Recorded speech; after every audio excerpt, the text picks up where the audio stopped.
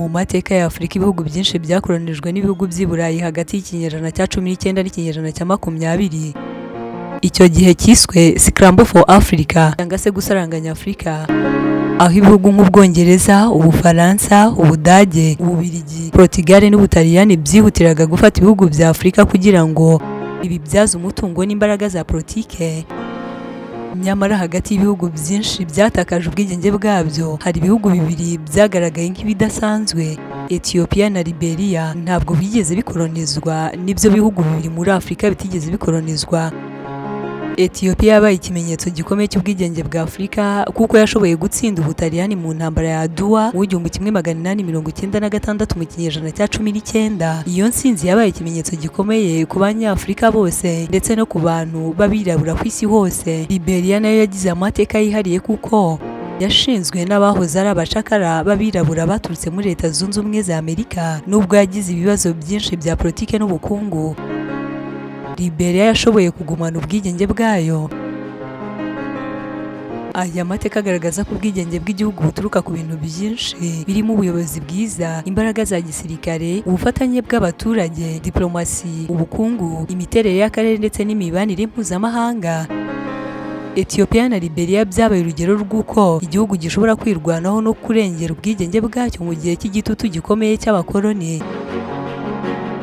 Muri iki cyegeranyo kirekire turareba mu buryo burambuye amateka y'ibihugu byombi, Ethiopia na Liberia, kandi turareba impamvu 20 z'ingenzi zatumye bidakolonizwa, uko buri mpamvu yagize uruhare, ndetse mu gice cya kabiri turareba amasomo Afurika yakwigira kuri aya mateka. Tubane, ndi Niyonkuru Carine, naho iyi ni Niyonkuru Media. Ariko kandi wibuke gukora subscribe, share, like na comment kugira ngo ibiganiro byacu bijye bikugeraho ku gihe.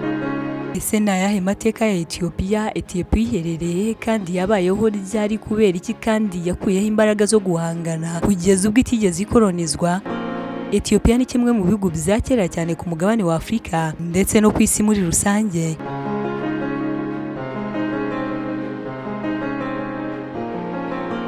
Amateka yagaragaza ubwami bukomeye bwabayeho kuva mu gihe cya kera. Hari amateka yerekana ko ubwami bwa Akasumu bwabaye imwe mu ngoma zikomeye hagati y'ikinyejana cya mbere n'ikinyejana cya 7 nyuma ya Yezu Kristo. Akasumu yari izwi cyane mu bucuruzi, idini ndetse n'ubuyobozi bukomeye. Ethiopia kandi ifite amateka akomeye mu idini rya Gikristo, ni kimwe mu bihugu bya mbere byakiriye ubukristo muri Afurika. Kiliziya Orthodox y'aba Ethiopia yabaye inkingi ikomeye mu kubumbatira umuco, indangagaciro n'ubumwe bw'abaturage. Mu kinyejana cya 19 ibihugu by'i Burayi byatangiye gushaka gukoloniza Afurika yose. Ubutaliyani bwifuzaga gufata Ethiopia kugira ngo bwagure ubwami bwabo muri Afurika y'Iburasirazuba, ariko Ethiopia yari ifite ubuyobozi bukomeye bwa Menelik wa kabiri wagize uruhare rukomeye mu guhuza abaturage no kuvugurura igisirikare.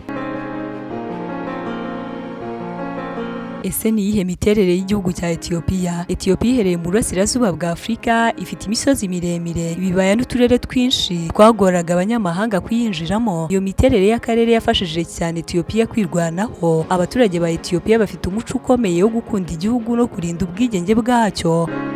Hari amoko menshi y'abaturage, ariko yakunze gushyirwa hamwe n'ubuyobozi bw'abami ndetse n'idini. Ese ubukungu bwa Ethiopia ni ubuhe? Ubukungu bwa Ethiopia bwashingiye cyane ku buhinzi bw'ikawa. Ikawa ni kimwe mu bicuruzwa by'ingenzi byatumaga igihugu kigira ubushobozi bwo kugura intwaro no gukomeza ubusugire bwacyo. Kandi se politiki ya Ethiopia yari imeze ite? Kandi se politiki ya Ethiopia yari ishingiye ku ki? Abami ba Ethiopia bagize uruhare rukomeye mu kurinda igihugu. Menelik wa kabiri ni umwe mu bayobozi bazwi cyane kubera uburyo yashoboye kuvugurura igihugu no kugihuza. Liberia nayo yagize amateka yihariye kuko yashinzwe n'abahoze ari abacakara b'abirabura baturutse muri Leta Zunze Ubumwe za Amerika. Nubwo yagize ibibazo byinshi bya politike n'ubukungu, Liberia yashoboye kugumana ubwigenge bwayo. Aya mateka agaragaza ko ubwigenge bw'igihugu buturuka ku bintu byinshi birimo ubuyobozi bwiza, imbaraga za gisirikare, ubufatanye bw'abaturage, diplomasi, ubukungu, imiterere y'akarere ndetse n'imibanire mpuzamahanga. Ethiopia na Liberia byabaye urugero rw'uko igihugu gishobora kwirwanaho no kurengera ubwigenge bwacyo mu gihe cy'igitutu gikomeye cy'abakoloni. Muri iki cyegeranyo kirekire turareba mu buryo burambuye amateka y'ibihugu byombi Ethiopia na Liberia, kandi turareba impamvu 20 z'ingenzi zatumye bidakolonizwa, uko buri mpamvu yagize uruhare, ndetse mu gice cya kabiri turareba amasomo Afurika yakwigira kuri ayo mateka. Liberia nyine nacyo ni igihugu cyahanganye kandi kitigeze gikolonizwa muri Afurika. Amateka yacyo, Liberia ni igihugu cyo muri Afurika y'Iburengerazuba gifite amateka yihariye cyane, cyashinzwe n'abahoze ari abacakara b'abirabura baturutse muri Amerika. Aba bantu bagaruwe muri Afurika binyuze mu muryango witwaga American Colonization Society. Mu 1847 mu kinyejana cya 19, Liberia yatangiye ubwigenge bwayo maze iba kimwe mu bihugu bya mbere byigenga muri Afurika. Ibi byatumye iba igihugu gifite isura yihariye mu maso y'ibihugu by'i Burayi. Ariko se kandi ni iyihe miterere y'igihugu cya Liberia? Liberia ifite inkombe ku nyanja ya Atlantika. Iyo nyanja yafashije igihugu kugirana ubucuruzi n'ibindi bihugu ndetse no kubona ubufasha mpuzamahanga. Ariko se kandi politike ya Liberia yari ishingiye ku ki yari imeze ite? Liberia yagize ubuyobozi bwari bushingiye ku mategeko yari aturutse muri Amerika. Perezida, inteko ishinga amategeko n'inkiko byari bigize ubuyobozi bw'igihugu. Ariko se kandi ubukungu bwa Liberia bwari bushingiye ku ki? Bwari bumeze bute? Ubukungu bwa Liberia bwari bushingiye ku bucuruzi, ubuhinzi n'umusaruro wa rube. Kuba igihugu cyari gifite umubano na Amerika byatumye kigira amahirwe yo kubona inkunga n'ubufasha.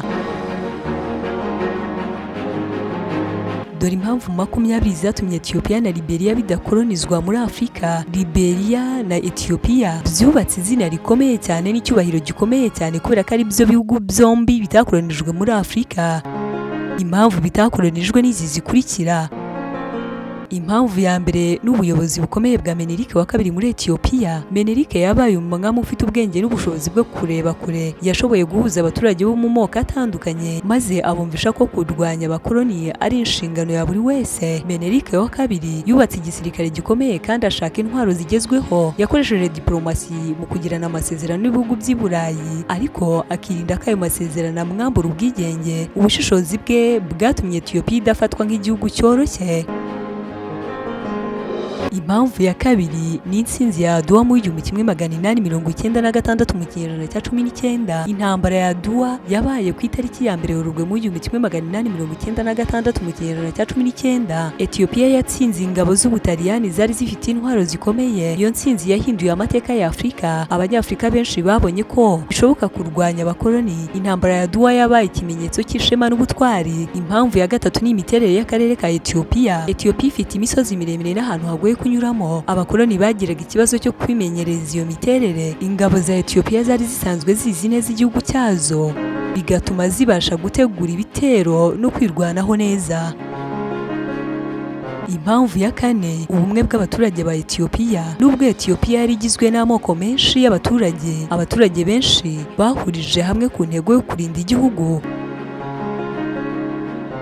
Kiliziya Orthodoxi yagize uruhare mu kubaka ubumwe no gukundisha abaturage igihugu cyabo. Impamvu ya gatanu ni ukugira igisirikare gikomeye. Ethiopia yashoye imari mu gisirikare. Menelik wa kabiri yaguze imbunda n'amasasu mu Burayi. Ibi byatumye Ethiopia ibasha kurwana n'ingabo zifite intwaro zigezweho.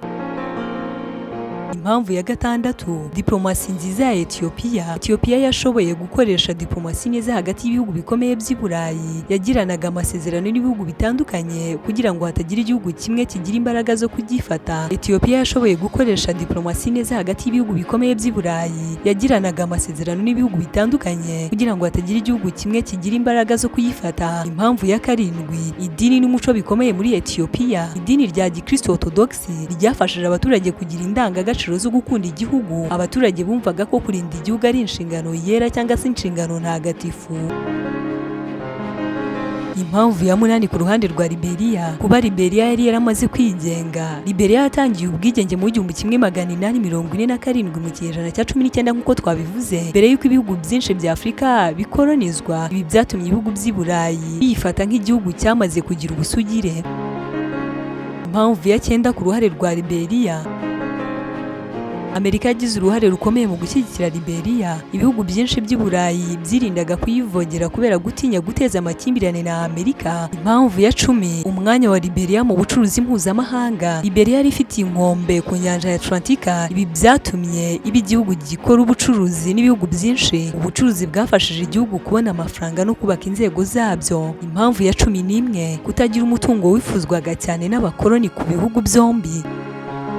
Nubwo Ethiopia na Liberia zari zifite umutungo, ntabwo zari zifite umutungo mwinshi nk'uwabonwaga muri Kongo cyangwa Afurika y'Epfo. Ibi byatumye ibihugu byinshi by'i Burayi bitabiha umwanya wa mbere mu gushaka kubikoloniza. Impamvu ya 12, abaturage ba Ethiopia na Liberia bagize uruhare mu kurinda ibihugu byabo. Iyo abaturage bafite urukundo rw'igihugu, biragora abakoloni kubafata.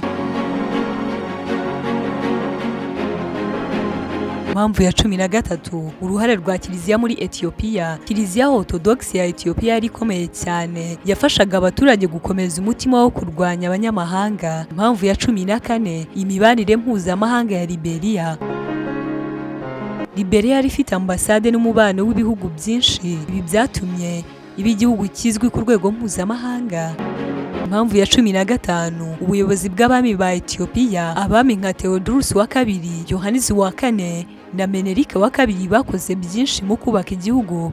Bashimangiye ubuyobozi bukomeye n'igisirikare. Impamvu ya 16, kuba Ethiopia yari ifite amateka maremare. Ethiopia yari izwi nk'igihugu gifite amateka ya kera. Ibi byatumye igira icyubahiro mu maso y'ibihugu byinshi. Impamvu ya 17, kwigira ku makosa y'ibindi bihugu. Ethiopia yabonaga ko ibindi bihugu bya Afurika byafatwaga n'abakoloni. Ibi byatumye ifata ingamba zo kwirwanaho hakiri kare. Ku ruhande rwa Liberia, Liberia yashyizeho inzego z'ubuyobozi zifite amategeko. Impamvu ya 18, uburyo bwa politiki ya Liberia. Ku ruhande rwa Liberia, Liberia yashyizeho inzego z'ubuyobozi zifite amategeko. Ibi byatumye isa n'igihugu cya kijyambere. Impamvu ya 19, ubushobozi bwo kugirana amasezerano. Ethiopia na Liberia byagiranye amasezerano n'ibihugu by'i Burayi. Aya masezerano yafashije kugabanya ibyago byo gukolonizwa. Impamvu ya nyuma ariyo ya 20, yatumye ibihugu Liberia na Ethiopia bidakolonizwa, ni umwuka w'ubwigenge n'ishema.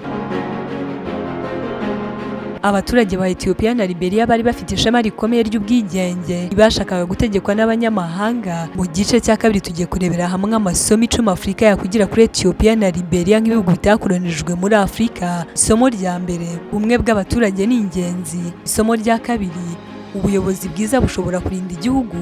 Isomo rya 3, diplomasi ifasha igihugu kwirinda amakimbirane. Isomo rya 4, igisirikare gikomeye ni ngombwa. Isomo rya 5, umuco n'indangagaciro bifasha abaturage gukunda igihugu. Isomo rya 6, kwiga amateka bifasha gufata ibyemezo byiza. Naho isomo rya 7, ubukungu bukomeye butuma igihugu kigira ubwigenge. Isomo rya 8, imibanire myiza n'ibindi bihugu ni ingenzi. Isomo rya 9, kwitegura kare birinda ibibazo. Isomo rya nyuma ari ryo rya 10, kwemera igihugu no kugikorera ni inkingi y'iterambere.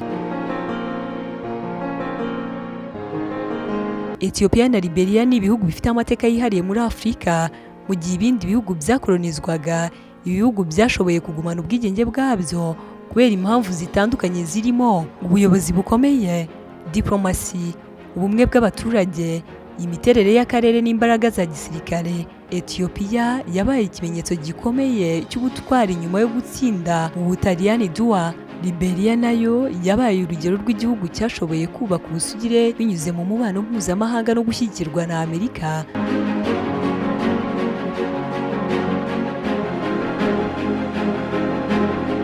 Dore ibitabo bigera kuri 20 twifashishije kugira ngo dukore iki cyegeranyo kirekire kivuga impamvu Ethiopia na Liberia bitakolonijwe nk'ibihugu byo muri Afurika. Igitabo cya mbere cyitwa History of Modern Ethiopia. Igitabo cya kabiri twifashishije cyitwa The Life and Times of Menelik wa kabiri. Igitabo cya gatatu cyitwa The Ethiopians. Igitabo cya kane cyitwa Ethiopia Power and Protest. Igitabo cya gatanu cyitwa A History of Ethiopia. Igitabo cya gatandatu cyitwa The Quest for Democracy. Igitabo cya karindwi cyitwa The Evolution of Privilege. Igitabo cya munani cyitwa Historical Dictionary of Liberia. Igitabo cya 9 cyitwa African History.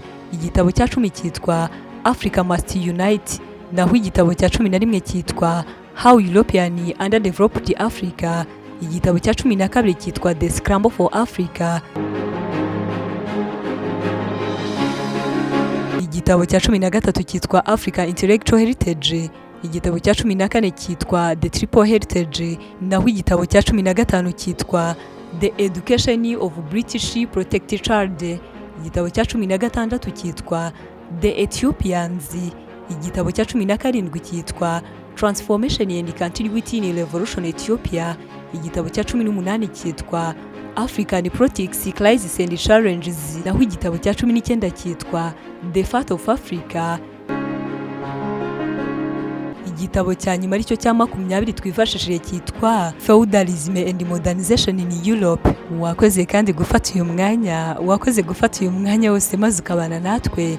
Nje wumvaga ndi Niyonkuru Carine, naho iyi ni Niyonkuru Media. Ufite ikibazo, igitekerezo cyangwa inyunganizi, nta kibazo wabinyuza hano muri comment section.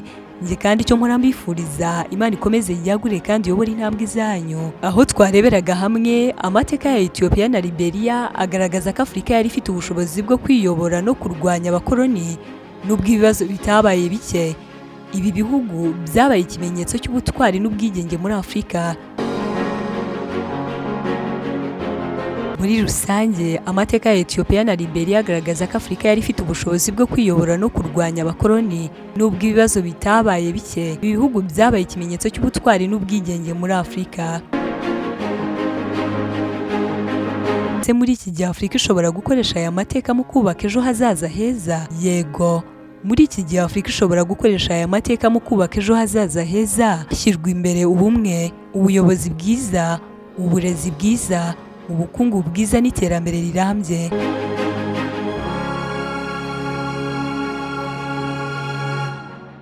Aho muri iki cyegeranyo twareberaga hamwe impamvu 20 Ethiopia na Liberia bitakolonijwe muri Afrika. Ibihugu byaharaniye igitinyiro ndetse n'ubwigenge bwabyo. Turabakunda cyane hano kuri Niyonkuru Media.